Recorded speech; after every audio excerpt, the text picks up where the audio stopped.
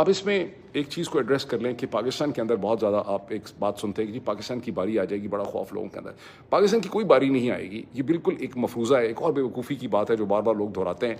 99.99% लोग इस तरह की बातें कर रहे हैं। पाकिस्तान की बारी इसलिए नहीं आएगी कि पाकिस्तान उस वेस्टर्न अलायंस का और वेस्टर्न इंटरेस्ट की एक एक्सटेंशन है।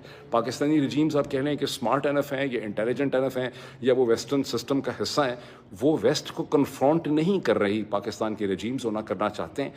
पाकिस्तान तब टारगेट बन सकता है अगर पाकिस्तान के अंदर एक ऐसी पब्लिक ओपिनियन या ऐसी पॉलिटिक्स जो है वो पाकिस्तान को संभाल ले, ईरान की तरह या किसी और मुल्क की तरह या वेनेजुएला की तरह, जो वेस्ट के साथ नेगोशिएट ना कर सके और वेस्टर्न पावर को वो उसकी बात ना माने। तो पाकिस्तान को कोई इमीडिएट ख़तरा नहीं है टिल हम कहें कि वो ओपिनियन जो लोग समझते हैं कि हमें पाकिस्तान की ताकत को इस्तेमाल करना चाहिए, हमारे पास तो न्यूक्लियर वेपन्स हैं, हमारे पास तो एयरफोर्स है, तो हम फ़लस्तीन की मदद करने के लिए जा सकते हैं, हमें ईरान की जंग में शामिल हो जाना चाहिए।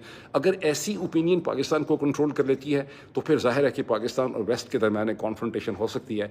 अदरवाइज़ पाकिस्तान और वेस्ट के दरमियान में कॉन्फ्रंटेशन का कोई ख़तरा नहीं है। इसको समझने की ज़रूरत है और मुझे बहुत शक है कि बहुत से लोग इसको नहीं समझ सकें।